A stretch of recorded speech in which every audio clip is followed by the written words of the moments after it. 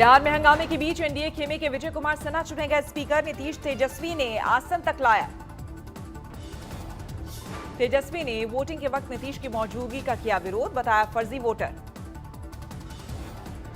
दूसरे सदन के सदस्य बाहर नहीं जाएंगे तो ये तो बेईमानी। इससे अच्छा आप परंपरा की बात कर रहे हैं, आप जो नियमावली की बात कर रहे हैं, ये सब फाड़ के फेंक दीजिए।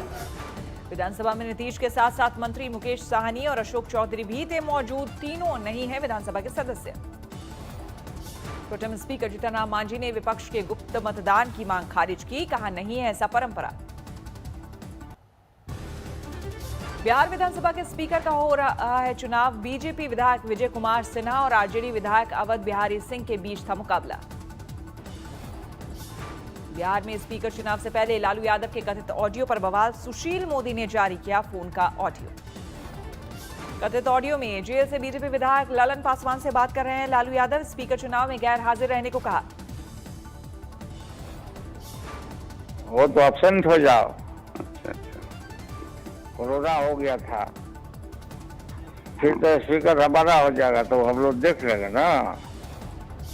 सुशील मोदी का लालू यादव पर बड़ा आरोप। जेल से कर रहे हैं सरकार गिराने की साजिश। विधायकों को दे रहे हैं मंत्री पद का लालच।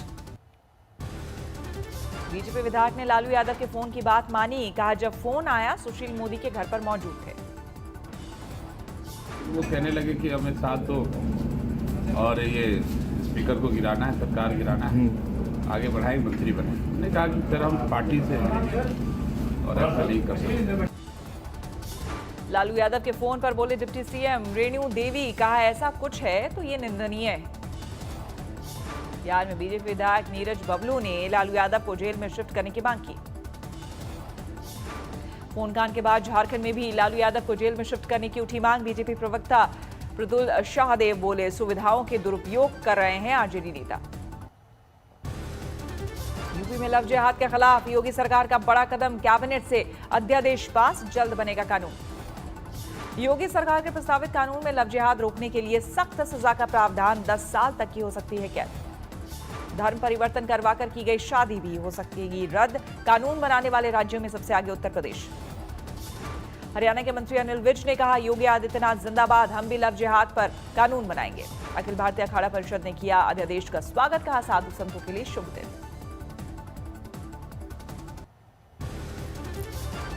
बीजेपी सांसद डी अरविंद के विवादित बोल। ओवैसी को कहा बीजेपी की सरकार आई तो पार्टी और भाई जूते की नोक पर रखूंगा। एक बार बीजेपी का गवर्नमेंट आन दे, तेरे को, तेरे भाई को, तेरा पूरे एमआईएम पार्टी को मेरे जूते के पास लगा दो। हैदराबाद में निकाय चुनाव पर जुबानी जंग तेज। ओवैसी ने बीजेपी को बोला मस्जिद तोड़ने वाले। अरे तुम क्या बात करोगे? तुम तो मस्जिद तोड़ने वाले, हम तो मंदिर के लिए 10 करोड़ का मुतालबा करें। ओवैसी की पार्टी के विधायक के विवादित बोल। कहा आपके इलाके में बिजली पानी के बिल के लिए नहीं आ सकते कर्मचारी, मजलिस की ताकत आपके साथ। आ रहा है निवार तूफान। तमिलनाडु और पुडुचेरी के तटीय इलाकों में तेज हवा के साथ बारिश। तमिलनाडु के मलप्पुरम से टकराएगा निवार। 120 से लेकर 145 किलोमीटर प्रति घंटे हो सकती है हवा की रफ्तार। साइक्लोन से निपटने के लिए एनडीआरएफ ने की तैयारी। पीपीई किट पहनकर रेस्क्यू मिशन को अंजाम देंगे जवान। आंध्र प्रदेश, तमिलनाडु और पुडुचेरी में तैनात की गई है एनडीआरएफ की 22 टीमें। तटीय इलाकों का कराया जा रहा है खाली। आज तमिलनाडु में छुट्टी का ऐलान। सुबह 10 बजे से चेन्नई में ठप रहेगी रेल सेवाएं। सरकार ने लोगों से की घर में रहने की अपील। कांग्रेस के वरिष्ठ नेता अहमद पटेल का निधन, करीब 1 महीने से थे बीमार। अहमद पटेल के बेटे ने ट्वीट कर दी जानकारी। आज सुबह 3:30 बजे ली आखिरी सांस। अहमद पटेल को 1 महीने पहले हुआ था कोरोना, तब से लगातार खराब थी सेहत। 71 साल के थे अहमद पटेल। गुरुग्राम के मेदांता अस्पताल में चल रहा था इलाज। अहमद पटेल के निधन पर पीएम मोदी ने जताया दुख। कहा उन्होंने सालों समाज के लिए काम किया। कांग्रेस अध्यक्ष सोनिया गांधी ने अहमद पटेल के निधन पर जताया दुख। कहा मैंने ऐसा सहकर्मी खोया जिन्होंने पूरी जिंदगी कांग्रेस पार्टी के लिए लगा दी। राहुल गांधी ने अहमद पटेल के निधन पर जताया दुख। कहा कांग्रेस के स्तंभ थे, धरोहर थे। उपराष्ट्रपति वेंकैया नायडू ने जताया दुख। कहा अहमद पटेल के सभी दलों के नेताओं से अच्छे संबंध। बीएसपी सुप्रीमो मायावती ने अहमद पटेल के निधन पर जताई संवेदना। कहा उन्होंने भारतीय राजनीति में छोड़ी गहरी छाप। अहमद पटेल के निधन से पूरे शहर भरूच शोक में डूबा। दिल्ली में बढ़ती सर्दी और प्रदूषण के बीच कोरोना का कहर जारी। 24 घंटे में 109 लोगों की मौत। दिल्ली में कोरोना से अब तक 8500 से ज्यादा की जा चुकी है जांच। 38,000 से ज्यादा सक्रिय केस। दिल्ली में पिछले 24 घंटे में 6,200 से ज्यादा नए मामले। संक्रमित मरीजों की संख्या 5,40,000 के पार। तमाम कोशिशों के बावजूद मास्क का इस्तेमाल नहीं कर रहे हैं लोग। अब तक दिल्ली में 5 लाख लोगों का किया जा चुका है चालान। कोरोना से बचाव के लिए यूपी सरकार का बड़ा कदम। दिल्ली में काम करने वाले गाजियाबाद के लोगों का शाम को घर लौटते वक्त होगा रैंडम कोविड टेस्ट। देश में पिछले 24 घंटे में 44,000 से ज्यादा नए मामले। 92 लाख के पार पहुंचा कुल आंकड़ा।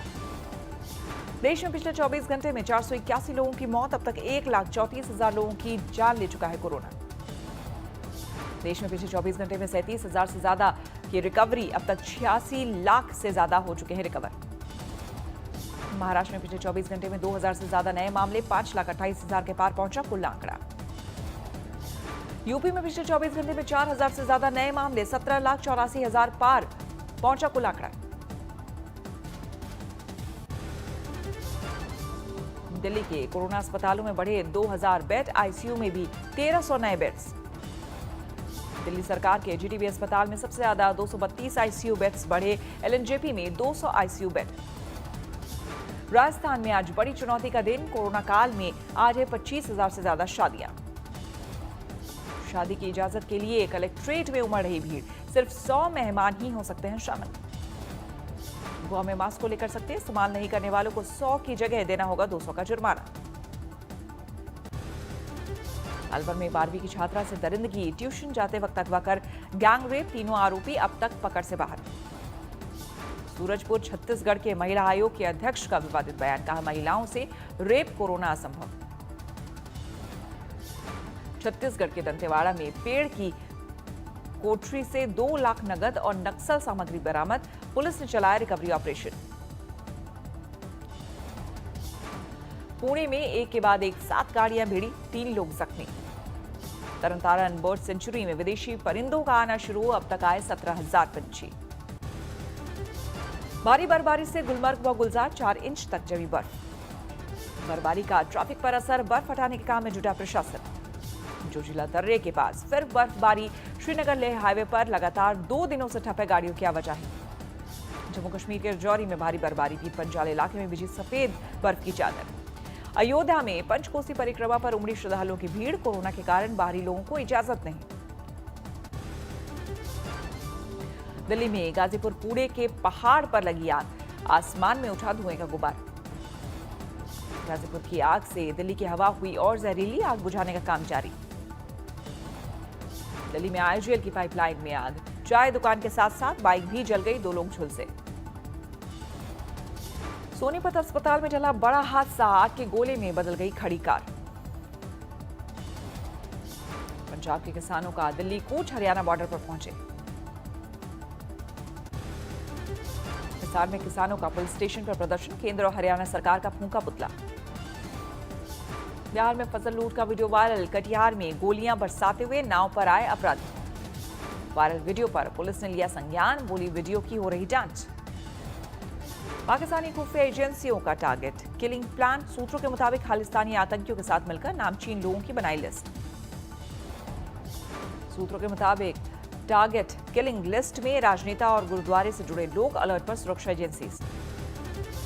रामपुर में अवैध तमंचे के साथ एक युवक का वीडियो वायरल। पुलिस ने किया गिरफ्तार। हाजीपुर में मनरेगा घोटाले की जांच करने गई टीम के सामने हंगामा। बयान दे रहे गांव वालों की पिटाई। घोटाले की पोल खुलते देख भड़के मुखिया के पति और उनके दबंग साथी। जांच अधिकारी मौके से फरार। मनरेगा मजदूरों के घर जाकर दबंगों ने पीटा। कोर्ट के आदेश पर जांच करने आई थी टीम। बरेली में ई रिक्शा चालक की सड़क पर पीट कर हत्या। रिक्शे से टकराने पर भड़के दबंग।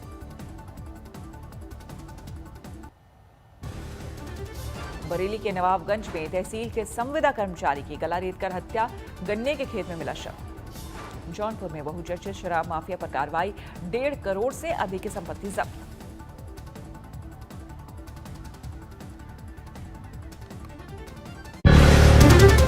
नमस्कार, मैं हूं अंजना ओम कश्यप। हमें उम्मीद है ये वीडियो आपको पसंद आया होगा। लेटेस्ट खबरों के लिए यूं ही देखते रहिए आज तक, और इस वीडियो के पसंद आने पर लाइक, शेयर एंड सब्सक्राइब करना ना भूलें।